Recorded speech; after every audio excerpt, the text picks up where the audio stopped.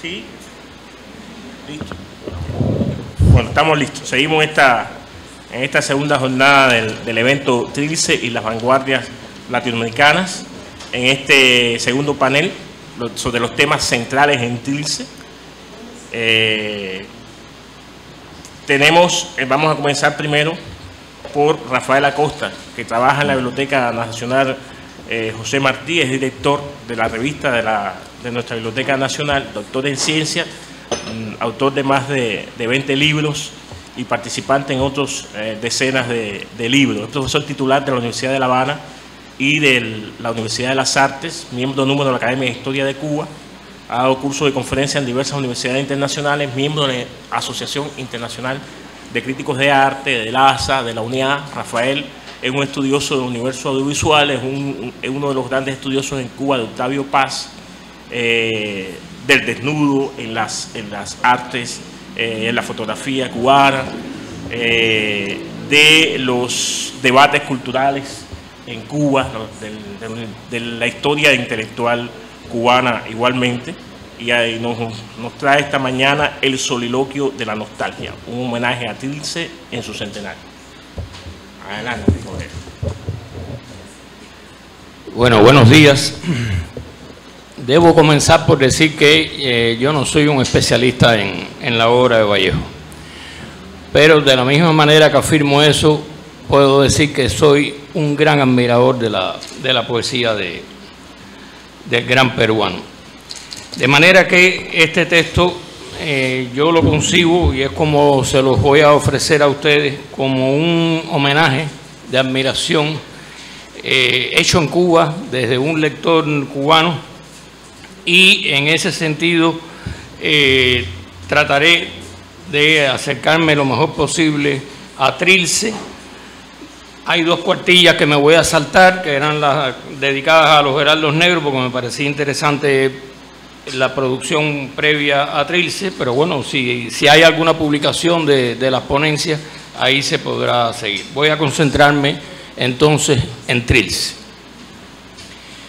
De César Vallejo pudiera decirse, sin temor a exageración, lo mismo que Paul Valéry expresó sobre Virgilio: no es un poeta, es un texto. La intensidad de su obra y la magnificencia y profundidad de su lírica así lo permiten.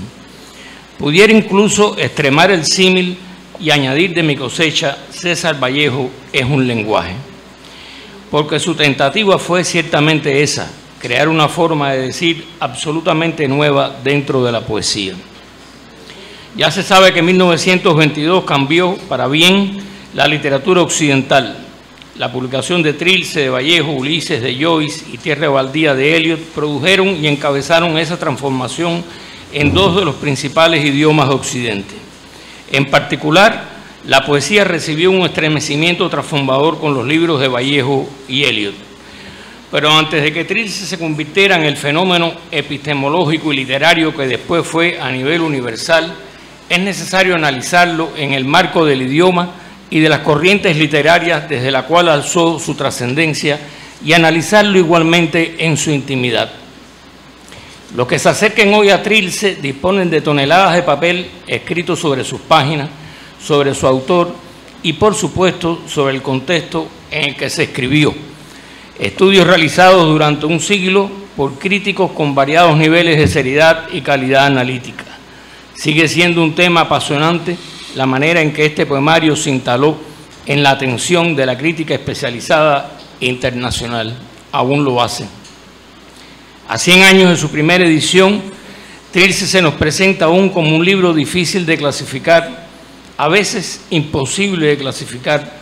Tan es así que Julio Ortega, uno de los principales especialistas en la obra vallejiana, si no el más importante de todos, expresó hace solo 7 años, después de dedicarle previamente centenares de injundiosas páginas, que, y cito: Trilce es un hueco en el lenguaje, un espacio a deshabitar para que las palabras reorganicen la nueva armonía, no la armonía clásica. Fin de la cita. Es decir, un ejercicio contraestético, abierto, rotulador y desafiante. Este ensayo se apoyará en voces respetadas, conocedoras de la poesía continental y la de Vallejo en particular. En el caso de José Carlos Mariátegui, su compatriota, es imposible dejar de lado su ensayo acerca de Vallejo de 1926, incluido en su muy citado 7 ensayos de interpretación de la realidad peruana de 1928, que ayudó a elevar su poesía a la consideración nacional e internacional, la que no tenía hasta ese instante, y el que, según coinciden muchos especialistas, es el mejor texto crítico sobre la primera poesía de Vallejo.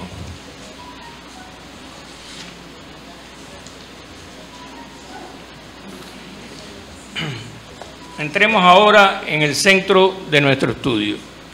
Con Trilce se puso en evidencia que surgía una voz muy original, una voz absolutamente libre y diferente. Mucho más que eso, fue en esencia una eficaz tentativa de crítica a la poesía existente hasta ese momento. Vallejo agredió el escenario poético peruano y continental, también el de la lengua, situándose en una posición disidente dentro de ella. El libro se erigió con los años en un hito de la poesía hispanoamericana, confirmó los valores de los heraldos negros y planteó una expectativa por lo siguiente que pudiera escribir su autor. De hecho, se convirtió con el tiempo en uno de los poetas más seguidos del continente y del idioma. Muchos, entre los que me incluyo, consideran a Trilce en un primer momento un texto desconcertante, a veces absurdo, a ratos incomprensible y en ocasiones inquietante, con una clara tendencia a la mala escritura, lo que colinda a su vez con lo antipoético o al dislate literario. Rasgos todos que solo una mirada atenta, incisiva e intencional, una mirada esencialmente culta, puede descubrir lo erróneo de esa primera impresión. A pesar de todos esos señalamientos, el libro se impone por su deslumbrante emotividad, la hermética intimidad que lo atraviesa y la densa tristeza o nostalgia que emanan de su interior. También por el amor y la ternura que desprende hacia los seres humanos y la familia. Trilce nos gana en cada vuelta a sus páginas, siempre un regreso en el que deseamos aproximarnos todavía más a lo que nos quiso decir Vallejo.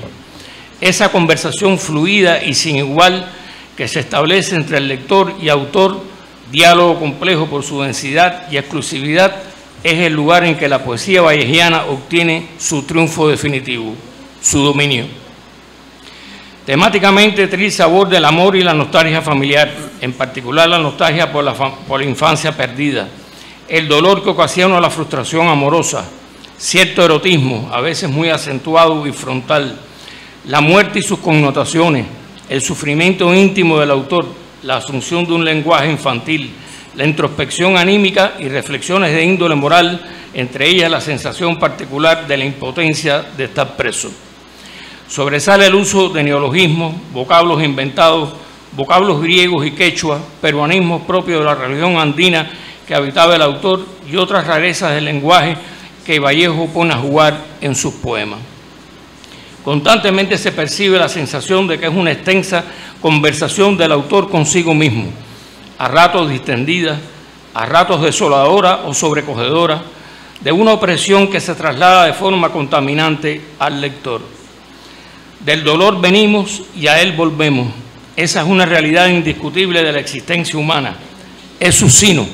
Y la obra poética de Vallejo, en particular sus 2 primeros poemarios, están transidos de dolor, de sufrimiento. Mientras más herméticos se tornan sus poemas, más atormentado se muestra el poeta. El libro nos dice, y debo ser reiterativo en ello, que el dolor es una de las esencias del ser humano y que mientras menos indiferente es el hombre al dolor, se acercará más a su verdadera naturaleza. Con otras palabras, su otredad se explica en clave del dolor. Es, según su mensaje, el núcleo duro constitutivo del hombre. La muerte es uno de los tópicos más trabajados en el poemario. Muerte, moribundo, duelo, sepulcro, estertor, cementerio, mortaja, cadáveres, son términos que salpican los versos por aquí y por allá. En el poema 75 la palabra muertos aparece en 10 ocasiones. En total, 32 veces el vocablo muerte se repite en un poemario de 77 textos, un promedio realmente alto. Esa apelación a la muerte puede ser central o solo circunstancial. En este caso, cuando dice chasquido de moscón que muere, refiriéndose a un ruido cotidiano y sencillo, pero vinculado a algo que pierde la vida. En este caso, un simple insecto. Central como en el poema 55, en que le asigna un gran peso específico. La asunción de una voz infantil aparece en varios poemas. Es probablemente de los momentos más emotivos del poemario. El poeta nos sitúa en medio de su familia, siendo él un niño o adolescente, y sentimos en carne propia sus reacciones y sentimientos. Aquí palpita un latido de la orfandad y el desarraigo familiar en los que se sintió sumido Vallejo desde su juventud. Cuando casi todos nos hemos olvidado del niño que una vez fuimos, el poeta nos da un tirón, un jalón, y nos dice que no cometamos semejante error, que no olvidemos esa etapa de nuestras vidas. Hay mucha piedad en estos poemas de Trilce, tristeza y piedad auténticos, no lacrimosos ni sensibleros. Ese es uno de los misterios de su arte. Pienso que la sensibilidad de la poesía vallejiana es uno de sus valores y poderes principales. Es, digámoslo con claridad, una poesía plena de pura sensibilidad. En eso, el crítico Guillermo Sucre, otro de los estudiosos de la misma, dan el centro justo al distinguir esa sensibilidad de la efusión sensiblera más común que él asocia acertadamente al efecto devastador de la muerte de la madre que la muerte de la madre produjo en Vallejo. Para Sucre, la memoria vallejiana es abrigo de una nostalgia profunda que llama a su sensibilidad extrema y lírica. Vallejo nos exige una disposición ante el hecho poético totalmente diferente a lo que existía previamente a Trilce. No basta con ser un asiduo lector de buena poesía o haber estudiado los clásicos, lo cual seguiría siendo insuficiente. Este poemario reclama despojarnos de antiguos hábitos literarios y atender especialmente en la carga de emociones que prodiga y cómo lo hace. No hay un discurso retórico claramente trazado, sino una percepción sui generis de la realidad que está dada por lo emotivo y esta, a su vez, por su prosa atípica, a veces aliteraria y por lo general única. Los vocablos tienen un peso específico diferente. Es otra forma de comunicar la poesía. Vallejo se entrega a un juego sostenido de exprimir vocablos para extraerle significados inéditos, entroncando de esa forma con cierto hacer de Herrera y Reisig, del que fue deudor. Es sumamente inspirado el prólogo que Antenor Orrego redactó para Trilce en septiembre de 1922 por la capacidad de anticipación y por los atinados juicios sobre obra y autor, cuando apenas Vallejo estaba publicando su segundo poemario. Posee, por ello, el valor añadido de la oportunidad. Es la primera crítica a Trilce y aparece en el propio cuerpo del libro, bajo el título de Palabras prologales. En él, Orrego situó las claves principales de su interpretación y expone dos términos que resultan sumamente sintéticos y abarcadores: virginidad emotiva e introspección estética. ¿Fue Orrego el descubridor de Trilce para la crítica literaria? Sin un ápice de dudas afirmo que sí. El propio Vallejo le escribió a Orrego resaltando que Palabras prologales era prácticamente el único texto ponderativo que se había publicado su poemario. Y lo dijo de esta manera, cito: las palabras magníficas de tu prólogo han sido las únicas palabras comprensivas, penetrantes y generosas que han acunado a Trilce. Con ellas basta y sobra por su calidad. Los bajidos y ansias vitales de la criatura en el trance de su alumbramiento han rebotado en la costra vegetal, en la piel de reseca yesca de la sensibilidad literaria de Lima. No han comprendido nada, finaliza Vallejo. 8 años más tarde, José Bergamín, en la segunda edición de Trilce en 1930 en Madrid, en su prólogo titulado Noticias, sin el conocimiento de causa que tenía Orrego, amigo de Vallejo y conocedor de los heraldos negros, situó, sin embargo, aspectos cardinales de Trilce, tales como el arraigo idiomático del castellano engendrado en Latinoamérica, la pureza y autenticidad del estilo trilciano, y califica la poesía de Vallejo en el libro como, cito, seca, ardorosa, como retorcida duramente por un sufrimiento animal que se deshace en un grito alegre o dolorido, casi salvaje. Fin de la cita de Bergamín. Entre ambos prólogos está el texto de Mariátegui ya citado. He aquí los 3 trabajos que se adelantaron a los tonelajes de textos críticos que durante un siglo ha provocado este libro excepcional. Si, como afirmó Paul Valéry, el poema es el desarrollo de una exclamación, en el caso de Vallejo se puede decir que fue una exclamación silenciosa e íntima, de naturaleza identitaria y esencialmente emotiva. Si lo que antecede a una exclamación y lo que la sobreviene es el silencio, es decir, el borde del lenguaje, su sustrato y matriz, Trilce fue gestado como un soliloquio intenso, la conversación única e irrepetible del poeta con sus demonios y con sus palabras, pero sobre todo con sus nostalgias. La riqueza y variedad del vocabulario empleado por el poeta en este poemario, derivaciones de vocablos comunes, arcaísmos, neologismos, localismos y vulgarismos, un verdadero palincesto, su imaginación y simbolismo, el carácter hermético y a la vez comunicativo de sus poemas, su profundo mundo interior puesto en evidencia y el radical desmontaje de las tradicionales esquemas de representación hacen que las posibilidades expresivas del lenguaje fueran tensadas al máximo con Trilce. Como es conocido, el libro se imprimió en los talleres tipográficos de la Penitenciaría de Lima, inicialmente con el título Cráneos de Bronce y firmado por César Perú. Luego, al ser advertido Vallejo por amigos de que esa acción parecería una imitación de algo que ya había realizado Anatole France, como se explicó ayer, lo titula Trilce y lo firma con su nombre y apellido. Como se conoce, el libro apareció en octubre de 1922 en el mayor vacío, según expresó el propio Vallejo en la carta citada a su amigo Antenor Orrego. El libro recibió la incomprensión general, incluyendo algunos calificativos fuertes, como reconoció Raúl Hernández Novás, otro especialista en la obra vallejiana, en su introducción a la poesía completa de Vallejo editada en Cuba, estudio introductorio que es indudablemente el mejor texto escrito en nuestro país sobre la obra del peruano. Pero ya Trilce había comenzado su itinerario hacia el infinito y se abrió camino gradualmente. Cuando en 1936 la crema innata de la intelectualidad y letras mundiales, en particular los más reconocidos poetas de Occidente, se reunió en España para asistir al segundo encuentro de escritores antifascistas en apoyo a la República Española agredida por los fascistas, ya César Vallejo era un poeta respetado y admirado entre sus pares. La conversación que sostuvo Trilce con la poesía existente hasta 1922 fue un diálogo difícil y contencioso. El Cholo, con su segundo poemario, se sumergió en un torbellino de sensaciones incontenibles y planteó, como traducción de las mismas, un orden de palabras que atentó contra lo que usualmente se consideraba la armonía de lo literario. Vallejo no temió esa dificultad, sino que la detonó desde dentro. Asimismo, creó un escenario crítico en el que el lenguaje sufrió los ataques más fuertes y creativos de que fue capaz. Se puede entonces afirmar con Julio Ortega que Trilce postuló una epistemología poética. Trilce se me antoja como un manantial inagotable para los degustadores de poesía.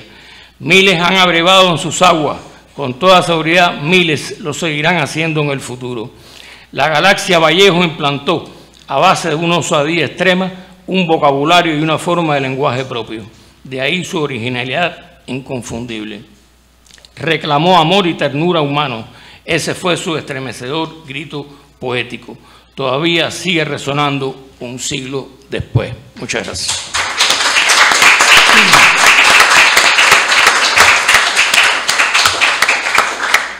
Bueno, muchas gracias a Rafael por este ensayo que comienza con la crítica original, digo, los primeros críticos a Trilce, hasta el reconocimiento universal que hoy tiene la obra de Vallejo. Bueno, le doy la palabra a Ángel Alexandro Porras Ortega, que viene por la Universidad Autónoma Metropolitana Azcapotzalco de México. Su texto, Trilce, Subversión y Prosa. Adelante. Muchas gracias. Ante todo, agradezco a la Casa de las Américas, a su personal, tanto administrativo como en general, que permite y alberga este congreso en honor a Trilce. del mismo modo a la Asociación de Peruanistas y a la Revista de Crítica Literaria Latinoamericana, entre sus miembros a José Antonio Mazzotti por la amable dirección de este congreso y por su asesoría en el momento de algunos temas técnicos. Finalmente al colectivo La Huaca es Poesía y a la Embajada de Perú, cuyos esfuerzos conjuntos son los que nos convocan hoy en día. También a mi universidad, la Autónoma Metropolitana, cuyo apoyo me permitió solventar este viaje. En verdad, admito que esos esfuerzos conjuntos me han beneficiado de una manera particular, pues me permiten hoy encontrarme frente a ustedes y gozar la experiencia de hablar de una de las obras que más me han asombrado en la vida y que me permiten cumplir un sueño que había gestado hace más o menos una década cuando descubrí el libro, que era el de presentarme frente a cualquier congreso. Nunca imaginé que un congreso de talla internacional, y hablar de Trilce. Estoy seguro de que esas experiencias son compartidas por muchos de ustedes, porque la composición de Trilce, creo yo, está en indisoluble vínculo con lo asombroso. Pero ¿a qué se debe esa característica? Propongo que en esencia, en el lenguaje. Y apelo al lenguaje en su construcción de más amplio espectro. Trilce se trata tanto de un momento histórico, un momento particular en la vida de César Vallejo, como en su postura frente al lenguaje poético. Recordemos, por otra parte, que la lengua es en Latinoamérica un mecanismo diferente al que es en toda la civilización occidental. Para nuestros antecesores, el lenguaje es en esencia un mecanismo de conquista. El influjo de modernidad que se construía mediante palabras fue más poderoso que las armas para sublevar a los pueblos autóctonos aquí. En esto me apoyo en Antonio Cornejo Polar, al describir las variaciones historiográficas de manera detallada, profusa e interesante, que no pretendo abarcar aquí. Entabló la variación historiográfica de la crónica de Cajamarca, particularmente el diálogo, nótense las comillas, diálogo, entre el Inca Atahualpa y el padre Vicente Valverde el 16 de noviembre de 1532.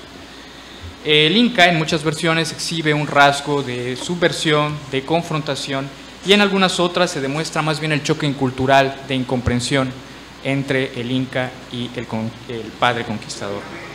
Pero al final de cuentas, ese momento fue el principio de la conquista del pensamiento por medio de la palabra. El lenguaje entonces representa ese mecanismo de sometimiento. El español es nuestra cadena y el símbolo de nuestra derrota. Los escribanos que transcribían en ocasiones erratas, anacolutos, arcaísmos, sin pensarlos, estaban transformando el idioma de un medio de comunicación a un modelo de autoridad. El idioma español es al mismo tiempo la materia de la poesía y el elemento de imposición. Los poetas se encuentran entonces en una paradoja insoslayable, que es la de buscar libertad a partir del propio medio de conquista. Entonces, ¿en qué sentido propongo yo en esta ponencia que Trilce puede ser subversión y el lenguaje puntualmente puede ser subversión? De hecho, los mecanismos han sido enumerados. Ayer en la conferencia magistral del profesor Raúl Bueno vimos muchos de esos mecanismos y hasta dónde puede llegar la musicalidad de la construcción de Trilce. Entre otros podemos mencionar anacolutos, segmas, errores ortográficos, proposiciones particulares de la disposición gráfica de los poemas. En esto quiero señalar el concepto de escritura errante postulado por Julio Prieto, porque él lo rastrea a partir del romanticismo de Schlegel, en donde se utilizaban nuevos paradigmas para comunicar el lenguaje poético. Esto no significa que el lenguaje poético esté errado, sino las dos cosas, que está errado y errando, buscando caminos nuevos y equivocando en el idioma. Estaba equivocando Schlegel la versificación, como lo hicieron después los simbolistas franceses, como lo hizo Baudelaire al integrar la prosa al lenguaje poético en una clara afrenta al modelo del neoclasicismo. Entonces, la amplitud etimológica del verbo errar es importante para comprender este concepto y llegar a las proposiciones de Julio Prieto. En esos principios, Vallejo propuso un lenguaje subversivo y errante, propio para su poética y en donde se imbrica tanto su vida personal, la relevancia de sus momentos vivenciales de la época, como toda una compleja situación histórica a principios o en las primeras décadas del siglo XX. De esta manera, Vallejo consigue su lenguaje particular en Trilce, su propuesta subversiva que se confronta con los paradigmas del idioma, es decir, la raigambre gramatical, la corrección gramatical de cada uno de los lenguajes que se entablen, en este caso el español. Julio Ortega describe mucho mejor que yo ese lenguaje y dice que Vallejo en Trilce inaugura un nuevo discurso poético, tal vez sin continuidad, pero abierto a su propio proceso. Discurso exacerbado que supone por una parte la liquidación del idealismo modernista y por otra su proximidad notoria a un debate actualísimo desde el cual asume los términos decisivos del absurdo, la temporalidad, la ocurrencia de una edad errática y una continua obsesión física orgánica. Noten cómo Ortega, antes de señalar los diversos temas que se entablan en Trilce, describe el lenguaje como exacerbado, un discurso exacerbado. ¿Qué es lo que Vallejo está exacerbando? Está claro que sus recursos retóricos montan una propuesta contra la corrección gramatical, como les mencionaba, pero ¿cuál es la parte exacerbada? ¿Qué es lo que está exacerbando en su composición Vallejo, de acuerdo con Ortega? Habría que ser sumamente cautelosos porque la propuesta que tengo aquí toma una de las aristas y a veces responder de manera simplista podría llevarnos a decir que la propuesta es la subversión misma, es la incomprensión misma y por tanto el hermetismo del lenguaje. Eso es cierto en muchos poemas, pero creo que no se tiene que llegar a ese pozo sin fondo en donde no hay una relación entre las propuestas del lenguaje y su propuesta frente a un concepto de modernidad. Yo postulo frente a todos ustedes que esa exacerbación y composición del lenguaje está en absolutamente todos los niveles. De ese modo, no sería una ruptura total del modernismo, sino una continuación ineludible del mismo. Al utilizar todos los parámetros del lenguaje, se llega a la connotación de que no hay un lenguaje para todo, de que se está buscando un lenguaje para el cual no existen las palabras. Raúl Bueno comentó ayer una frase muy parecida al respecto, porque está montando Trilce un lenguaje inaugural, un lenguaje que rompe con el lenguaje español para denominar lo que no ha sido nombrado. Creo que esa era más o menos la frase del profesor Raúl Bueno ayer. En muchos poemas de Trilce se observa ese apego hacia los vínculos modernistas. Mi antecesor en el panel mencionó la deuda con Herrera y Reisig, pero también está Leopoldo Lugones, Rubén Darío. Toda esa vocación de poesía está en herencia en Trilce y se conlleva a los límites exacerbados del mismo. Cada parámetro del lenguaje es relevante. Podemos entablar la conversación acerca de la cantidad de poemas que tienen una forma semejante al soneto. Yo he recolectado el 15, el 21, el 34 y el 46. Pero hay muchos otros que guardan esa relación evidente, esa semejanza o reminiscencia particular con la composición de los 14 versos clásicos.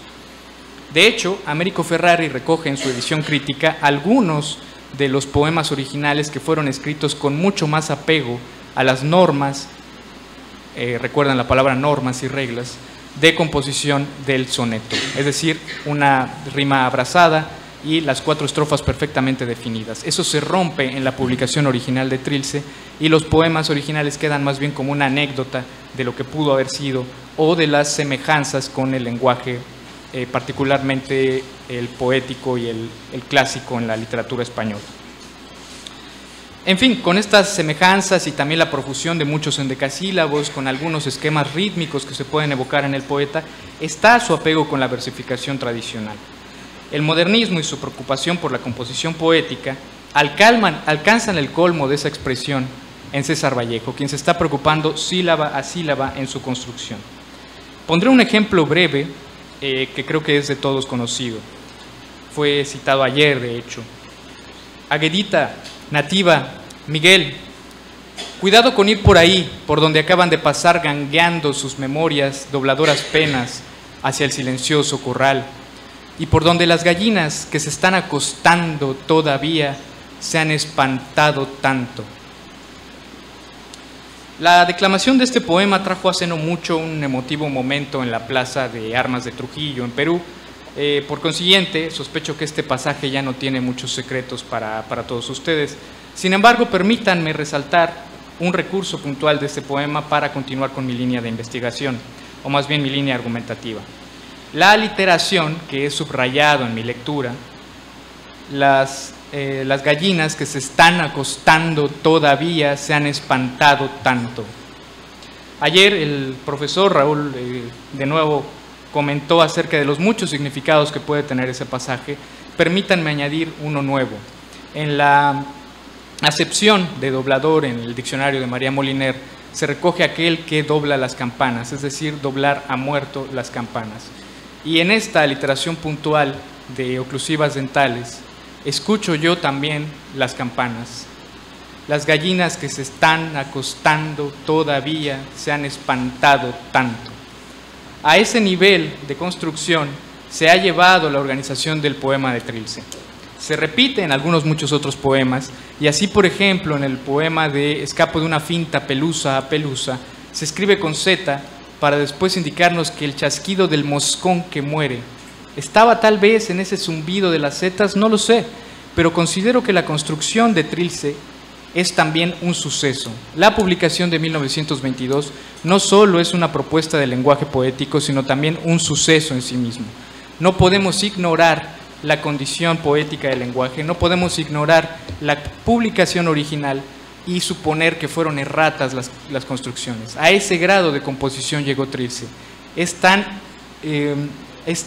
la relación del lenguaje con su significado, con su composición, que no podemos asumir ningún error, y eso facilita o complejiza la reedición de Trilce. Tendríamos que simular cada uno de los puntos y cada una de los renglones, los cambios, tal como está en la edición original, si acaso considerando la segunda edición que todavía se publicó cuando el poeta vivía. Ya en última instancia quiero proponer esto, que es lo que llevo en mi punto de investigación en México, y que se trata del poema en prosa. ¿Por qué si un libro que ha alcanzado la libertad del verso a tal grado propone un discurso en prosa? ¿Por qué si ha puesto al final monosílabos de muchos versos está proponiendo prosa tal cual escrita ahí? Los podemos encontrar en muchos poemas puntuales, el 55, el 64, el 70 y el 75. En esos poemas su continuidad es la de aludir. Finalmente, en Trilce la palabra quién es muy relevante, una sustracción, una ausencia. ¿Quién hace tanta bulla? En estos poemas se apela a alguien directamente y entonces encontramos: oh piedra, almohada bien paciente, al fin amémonos los vivos a los vivos, que a las buenas cosas muertas será después. O en el poema 75, estáis muertos, vosotros estáis muertos. Las alocuciones en estos poemas no me parecen baladíes, pues el tema de la ausencia, como digo, está en todo el poema y trasciende todas las páginas de Trilce. Entonces, esa propuesta subversiva, ¿a qué nos lleva puntualmente en estos poemas? El estudio del poema en prosa ha llevado a conciliar que se trata de un género, más que de una expresión puntual, de un género en donde se reúnen las condiciones de subversión y de propuesta poética. De algún modo están en esas páginas en verso esos apuntes a una especie de poética, en donde se percibe un discurso sobre todo de censura, epidíctico, en donde lo cierto es que hay que censurar ciertos comportamientos y a partir de los cuales podemos intuir virtudes que hay que resaltar. En estas prosas, Vallejo censura el comportamiento de estarse muertos y también motiva a aprender la vida en su más amplio espectro. No hay que ser cadáveres de una vida que nunca fue, sino amarnos los vivos a los vivos. La escritura de Trilce, como propuesta subversiva, halló en el ejercicio de esa prosa puntual un espacio para su manifiesto. Su invitación directa contrasta con todos los temas de la ausencia que les mencionaba, y más allá de los alcances de su lenguaje, entre los cuales también se encuentra la prosa precisamente, el propósito de Trilce es ese grito de libertad y una exaltación a la vida. hay que subvertir el lenguaje, no matarlo ni repetirlo tal cual está en los diccionarios y en las gramáticas, sino proponerle una auténtica libertad y una nueva vida. Y en esa paradoja estamos todos nosotros hoy en día, celebrando que las palabras de Trilce no están muertas en el papel de su edición Príncipe, sino vivas en nuestros ojos y activas más que nunca en cada uno de nuestros espíritus. Muchas gracias.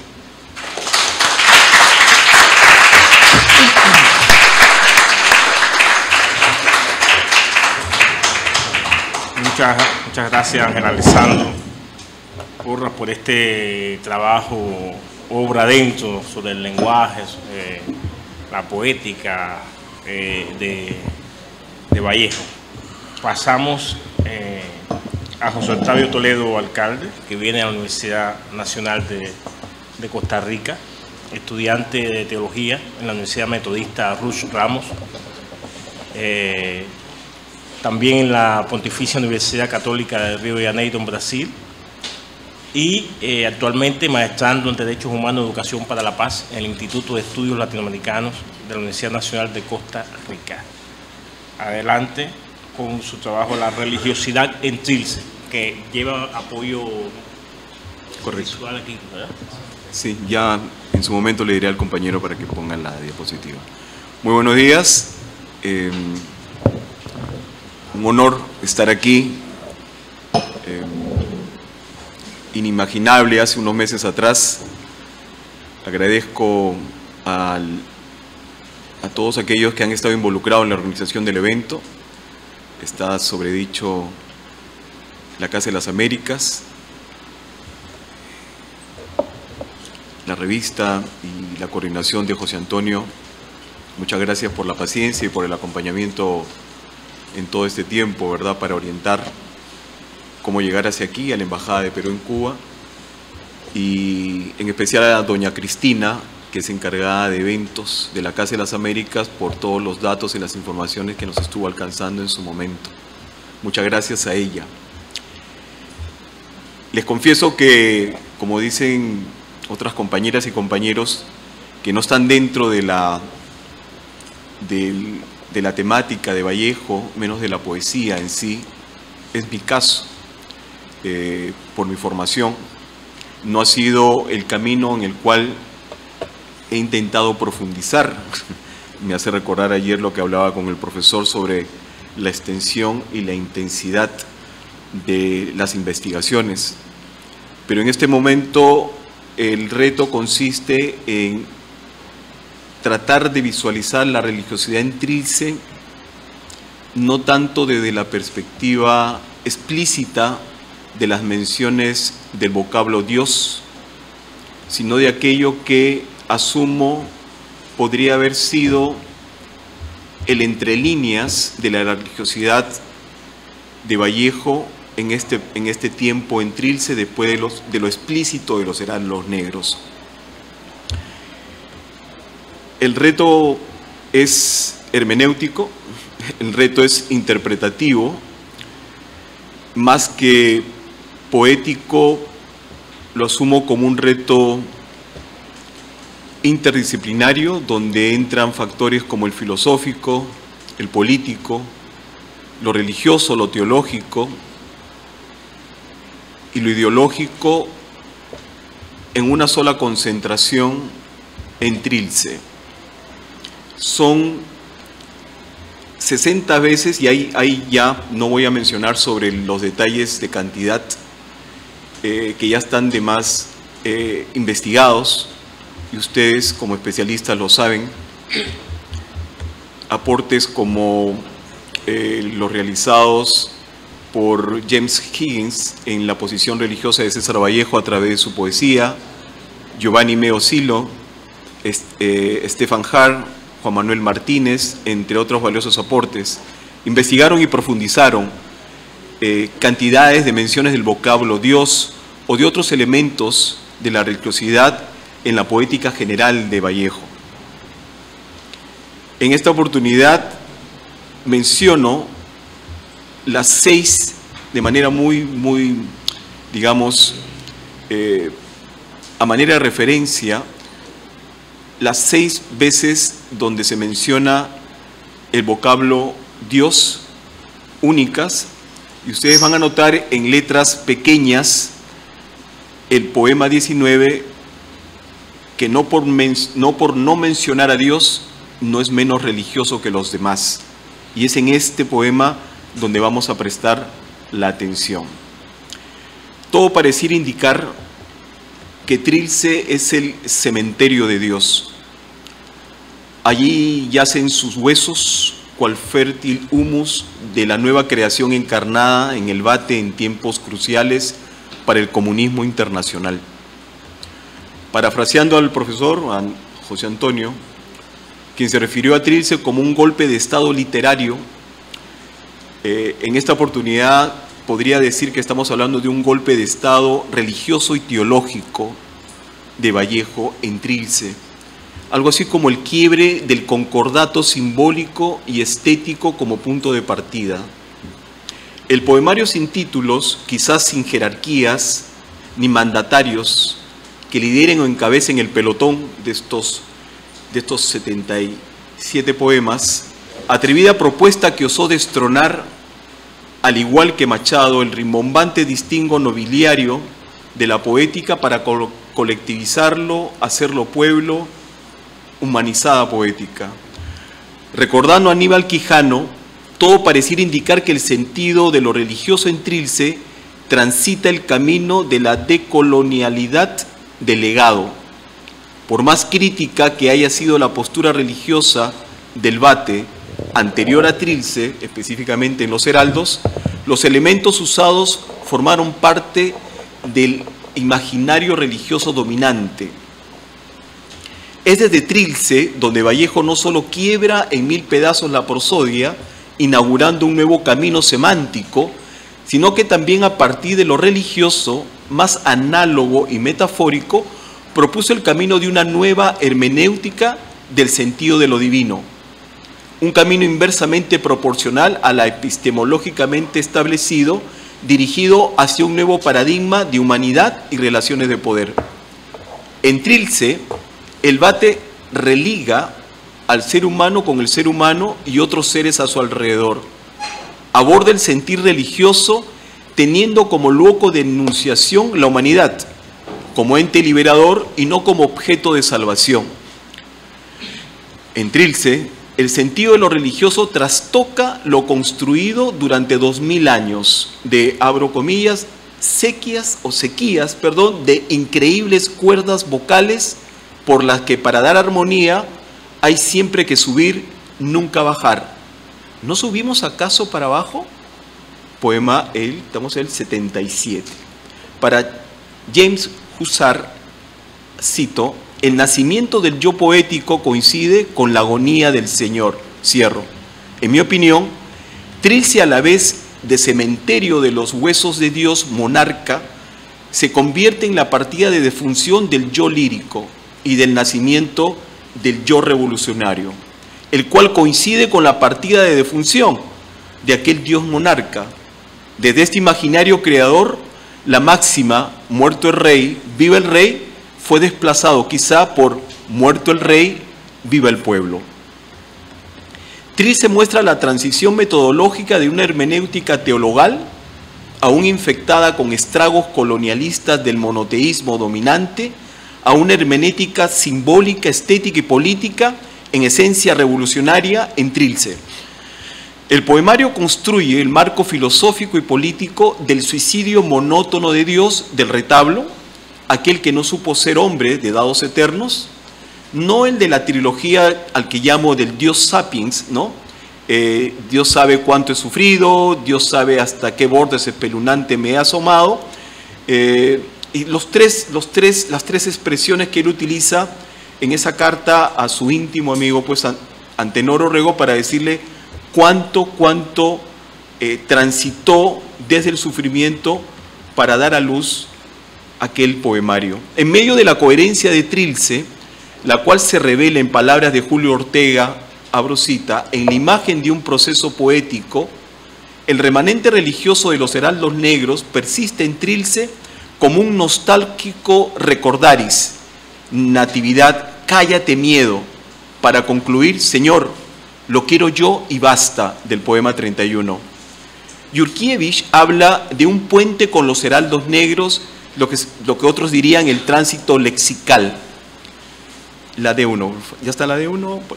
En Trilce, el vocablo Dios es aludida en 6 oportunidades, como está allí.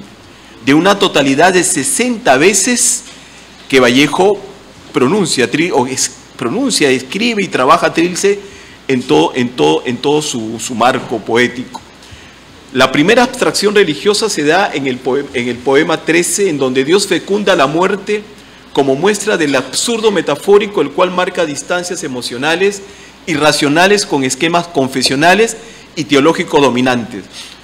En el poema 31 figura un Dios sobresaltado, sin control de sí, testigo del nacimiento de la esperanza, proveniente de aquellos ensangrentados cuerpos entre sus manos, pero apenas entreabre los sangrientos algodones y entre sus dedos toma la esperanza, poema 31.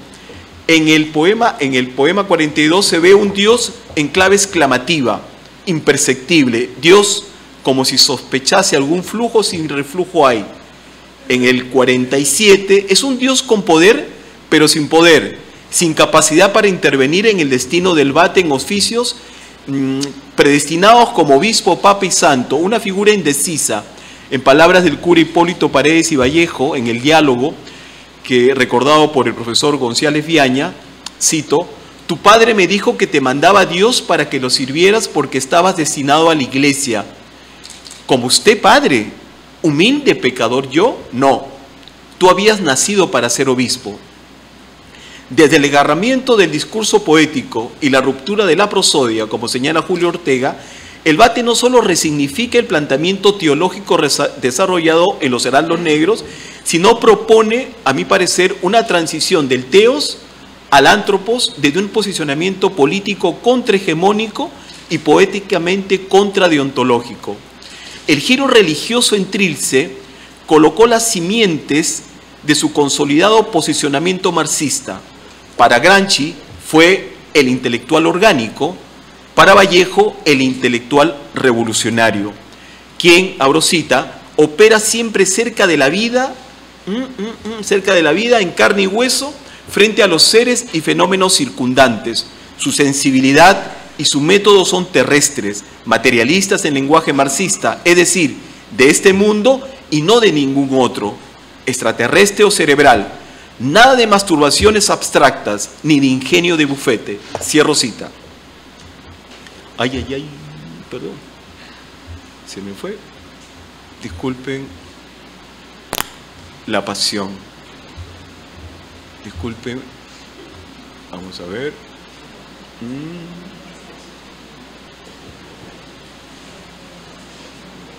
Pongo pausa al tiempo, ¿no? Vamos a ver. Me están ya mirando. Vamos a ver, ahora. Tenemos allí de uno. El principio rector del nuevo rostro creyente de Vallejo en Trilce se ampara en la vieja máxima ni Deo ni Maitre, ni Dios ni amo, como diría Henry Lefebvre en Sobre el asesinato de Dios, en su introducción al Anticristo de Nietzsche, cito: el hombre ha arrojado todo lo que le protegía y sostenía, pero le engañaba y atraía fuera de sí. Tiene que determinar su propia existencia. Se vuelve Dios no según la Biblia, conociendo el bien y el mal, sino más bien del bien y del mal. Es ya divino puesto que tiene que crearse a sí mismo en un acto libre. La más alta verdad es que el mundo carece de verdad preexistente. La más alta verdad, la que liberta, es infinitamente creadora. Y aquí ingreso al núcleo, a lo que considero el núcleo de lo que se podría llamar, con todo el respeto, de lo que podría haber significado para Vallejo, lo que él plasmó dentro de aquel escenario tan íntimo como es el mundo de las creencias y de esta abstracción a la cual llamamos espiritualidad. Le llamo la ruptura ontológica de Dios y el orden establecido. Saúl Yurkiewicz, en su obra Fundadores de la Nueva Poesía Latinoamericana, clasifica a Trilce temáticamente en varios temas. Dentro de ellos, él clasifica dentro de los existenciales a 32. 35 de amor, 7 de hogar, 6 de cárcel, etc. Estos 32 existenciales no figura el poema 19. Ahora, en mi opinión, el poema 19 es de perfil existencial sin dejar de ser religioso. No existe solamente un quiebre del continuo lógico semántico, sino filosófico, político e ideológico. Considero el poema 19 la columna vertebral de su máximo existencial en Trilce. Es ontológica respecto a la existencia o no del ser divino y óntico respecto al ingreso del ente creador, el Dasein de Heidegger, el hombre auténtico, para quien la respuesta por el ser cobrará su verdadera concreción cuando se haya llevado a cabo, cito, la destrucción de la tradición ontológica. Vale decir, en el poema 19 no figura Dios, ni el número 3 ocupa más un espacio en la estructura del texto, esto como señal del giro ontológico del principio de todas las cosas, de la piedra angular del orden establecido. La ruptura se da, en mi opinión, por partida doble: cristiandad y monarquía, rasgadura del sacro velo dogmático y quiebre simbólico de las raíces tradicionales, tanto religiosas como políticas, del credo milenario. Estamos hablando de la cristiandad. Y para llegar a ello, en palabras de Heidegger, cito, hacia una reflexión filosófica radical sobre el ser del hombre, cierro, para ello fue necesario que Vallejo se mantuviera, cito, al margen de toda determinación fundamental teológica de carácter dogmático, prescindiendo de orientarse por idea determinada alguna de lo que es ser hombre, sea de modo expreso, sea encubierto o tácitamente, cierro. Antenor Orrego sostuvo en su prólogo en la primera edición, cito, el poeta retrae hacia su origen la esencia del ser, bastante oscurecida, chafada, desvitalizada por su carga intelectual de tradición. El ser absolutamente inexpresivo no existe, es un ente de pura abstracción. Si existiera, sería la negación de toda facultad estética, de toda condición humana, cierro. El poema 19 va más allá de ser una típica desacralización modernista, un metalenguaje secularizado. En mi opinión, aquí se añaden nuevos elementos, y en la opinión de otros aportes, se añaden nuevos elementos existenciales donde aparecen otros sujetos en el hilo conductor del camino propuesto. La aparición de señales que se convertirán en signos y estos en sujetos sociales. Es el andamio hermenéutico, a mi parecer, que vemos propuesto en Trilce, en particular en el poema 19. Compañero, la de 2. En la primera estrofa, a trastear el pide dulces campas, como quedamos de tan quedarnos, la Trinidad poética la encabeza la figura helénica del pide. Martín Palma remarca las diferencias entre la Trinidad ancestral, cuerpo, alma y espíritu, con la Trinidad del poema 19, cuerpo, alma y esperanza. Desde los principios canónicos, el misterio trinitario del origen de Jesús histórico y el Cristo de la fe, de la cual, entre otras versiones, habló el teólogo conocido Javier Picasa, quedó desplazado en la nueva propuesta. El desplazamiento, lo que llamo el desplazamiento, la migración teológica hacia la filosófica, es por triple partida, en mi opinión. El PIDE asume el liderazgo fáctico, destronando el principio ontológico jerárquico del Dios trino. El nuevo Génesis propuesto en Trilce proviene del poder fecundador de la esperanza que irrumpe penetrando con divina mácula animal a la vida en sí. Vallejo pareciera embarazarse por la esperanza como un único sagrado recurso en medio del infierno, de aquella desesperanza narrada por Orrego, una suerte de hierofanía de la esperanza. Al cambiar el principio ontológico del alfa y la omega, de todo lo creado, y el dogma del inmaculado primigenio, pulverizando los atributos divinos como en un abrir y cerrar de ojos del bate, la jerarquía dogmática cae cual juego de dominó. La esencia del pecado, el querer que uno, como señaló Lutero, el querer que uno mismo sea Dios y que Dios no sea No sea Dios, como llamó Lutero en su tesis 17 de sus 95 tesis publicadas, en el cuestionamiento al poder y eficacia de las indulgencias en 1517, fue totalmente desplazado por Vallejo. Parafraseando lo dicho por Heidegger en su ponencia sobre el problema del pecado en Lutero, en el seminario, no podemos mencionar a Rudolf Bultmann, que estuvo en el contexto con Heidegger del discurso contrahegemónico de la teología. Su cercano amigo de Heidegger, Bultmann, dijo, ¿no?, al no verse teológicamente la radicalidad del pecado en la trayectoria teologal y religiosa en la poética de Vallejo, digo, más aún en Trilce, el sentido de la encarnación del poder absoluto, vale decir, la finalidad del mesianismo redentor, sea religiosa o política, pierde totalmente su razón de ser. Vallejo no solo osó cuestionar la base dogmática mesiánica religiosa imperante, sino desteologizó la matriz del poder monárquico mesiánico por una ecuación muy básica de causa y efecto: a la caída de Dios, caída del rey. Aquí es donde el Vate da inicio a su profunda necesidad de reducir a ceniza las naves doctrinales del versículo 12, aquellas naves que lo habían transportado desde su niñez a un puerto donde la esperanza que le ofrecieron ya no era esencial e históricamente necesarias. En palabras de Orrego, para nosotros, entre ser y ser, entre forma y forma, hay abismos. Para el poeta, entre ser y ser, entre forma y forma, no hay sino continuidades.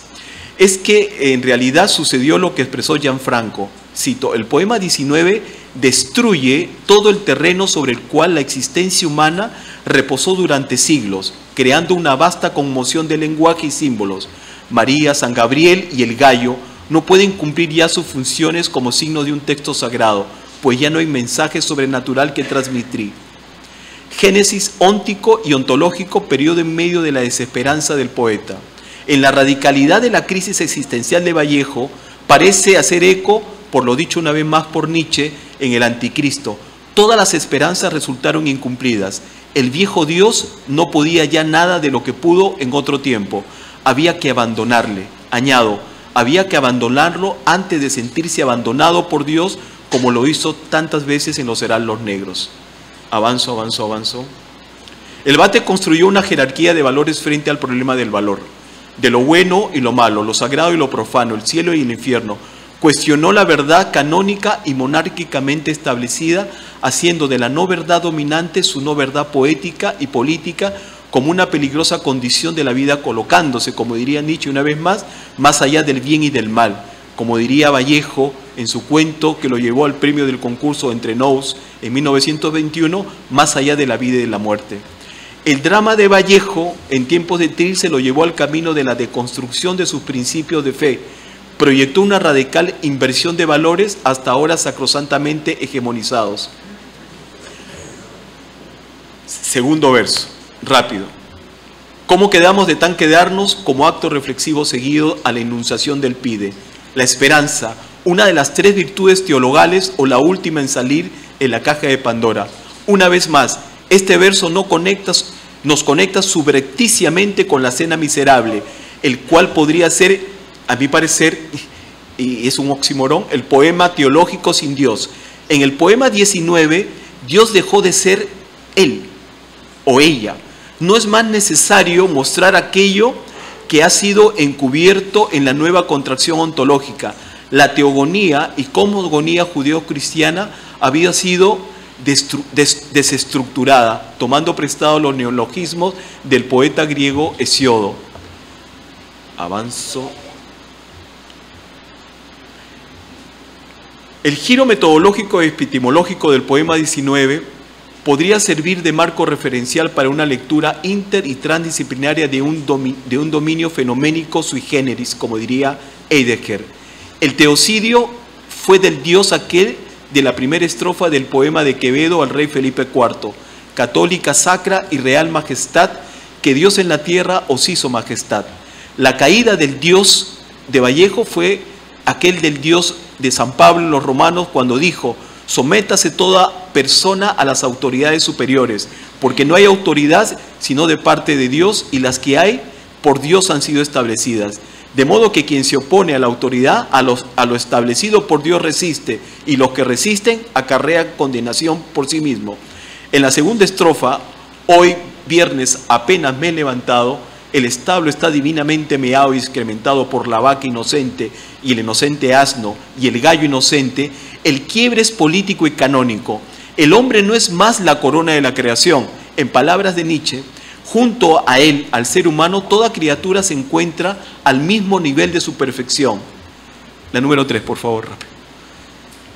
El escenario del natalicio de Jesús, el Galileo, se encuentra tradicionalmente rodeado por 3 magos, a quienes se los convirtió en reyes. Estos personajes portadores de exquisitos regalos de carga simbólica extractivista y colonial no estaban presentes en el poema 19. Perdieron protagonismo frente a una vaca, un asno y un gallo, todos inocentes sin culpa alguna, sin libertad, contraria situación a lo vivido dentro y fuera de prisión por el vate. El desplazamiento de la tradición monárquica figurado en los reyes magos, que no estaban presentes, y el rey, el Mesías, el rey de Judá, desestructura la matriz mítica, simbólica, política y religiosa como signo fundante de la cristiandad.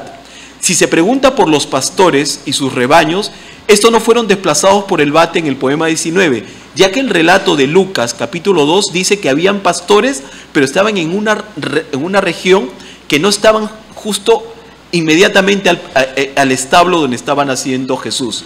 Llegarán estos después. En el tercer párrafo la ruptura es mariológica y angeliológica. Aquí asistimos por un lado a procesos de desmitologización, desmitologización,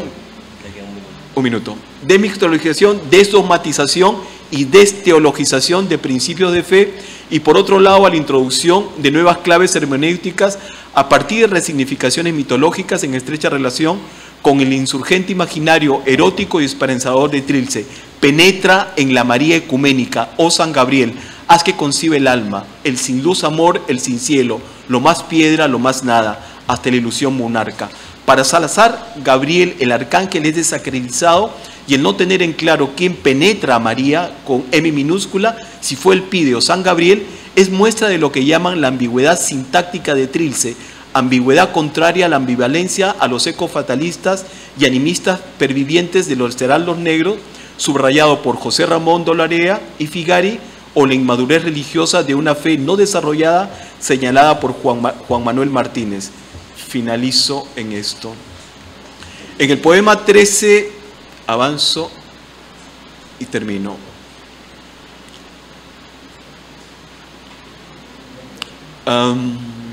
María con M minúscula, encarnada fuera de las murallas del templo canónico, no es más embarazada del humo celestial abstracto metafísico, sino es oscuro y terrenal, humano, San Gabriel, ni arcángel ni Gabriel, sin luz amor y sin cielo, como confesó Vallejo posteriormente cuando asumió con toda la responsabilidad de Trilce.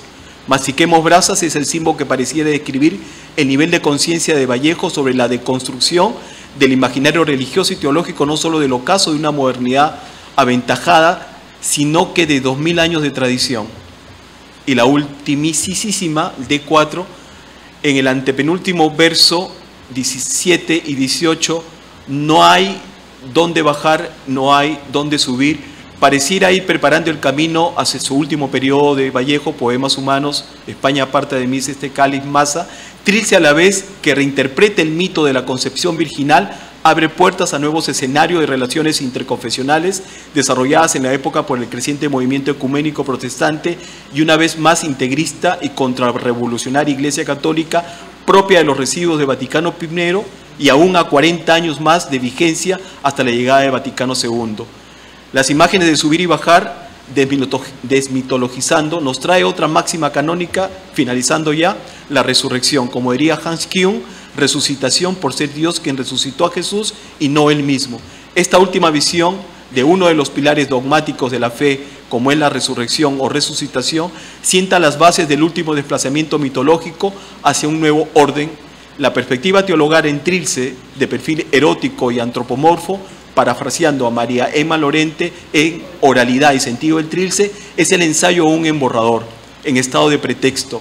Esto lo entendemos desde el fin de toda dualidad enajenante y el ingreso del sentido filosófico, histórico y revolucionario. Vamos a dejarle eso a la revista. A la revista. Vamos a dejarle ese último a la revista. Vamos a dejarle eso en suspenso. Aquí está. Porque ya está. Ahí está, dos palabras ahí, dos palabras. Como dijo Antenor Orrego, concluyo diciendo, sus palabras no han sido dichas, después de 100 años acaban de nacer. Gracias.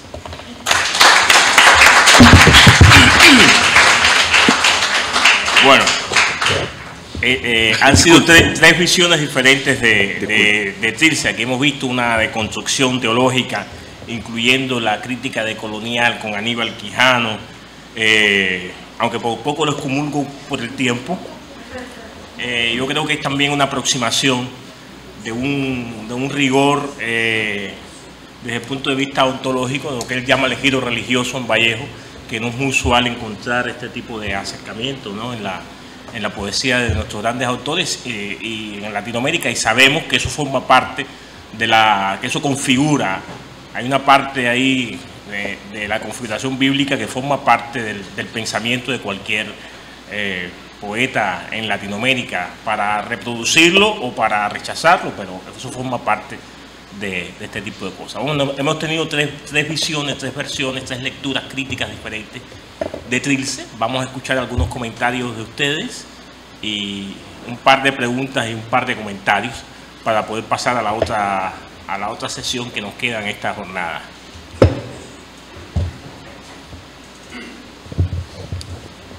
Le doy la palabra a algunos de ustedes o algún comentario de los propios compañeros de mesa, algún comentario o alguna pregunta que quieran hacer a los colegas. Sí, por favor. Gracias, voy a ser muy breve, sé que estamos sobre tiempo.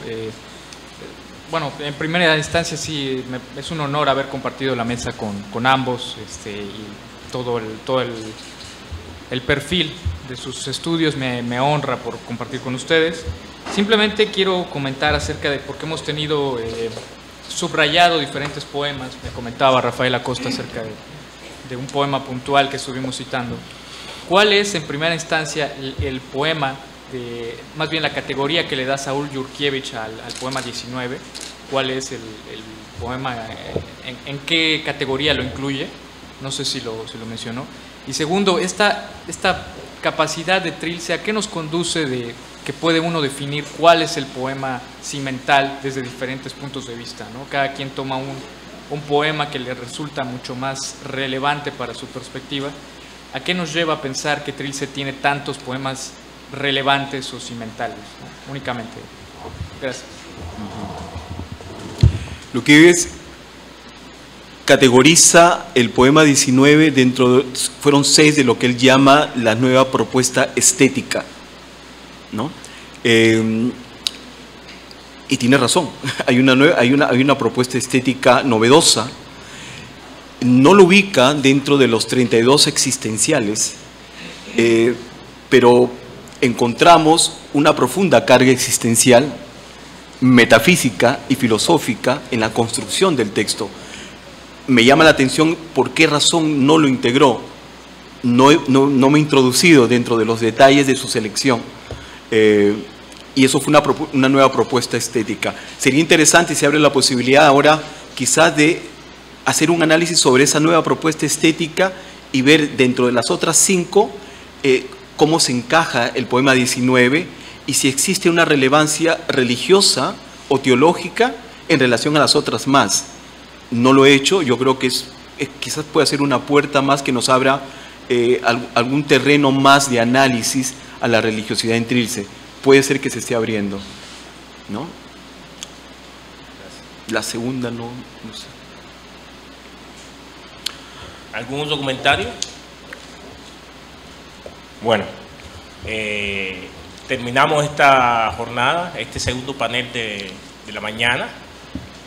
Yo creo que hay un bombardeo de información y de visiones críticas sobre Trilce, novedosas, contradictorias, pero muy oportunas siempre en el acercamiento a un clásico. Como son los clásicos, siempre van a generar esta cantidad de ideas y de perturbaciones metaliterarias.